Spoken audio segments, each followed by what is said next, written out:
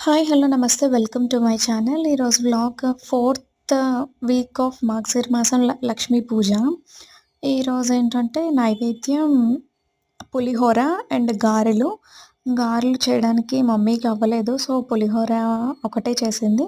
దాంతో పాటు every week నేను చెప్పాను కదా! కంపల్సరీగా పాలు, బెల్లం పెట్టుకుంటున్నాము.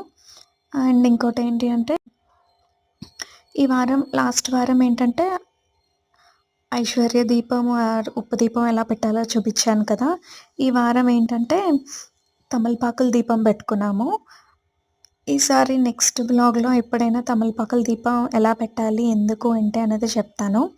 ఇంకొక వీక్ మాత్రమే ఉంది. ఐదో వారం చేసేసుకుంటే ఈ మార్గశిర మాసం లక్ష్మీ పూజ కంప్లీట్ అయిపోయినట్టే.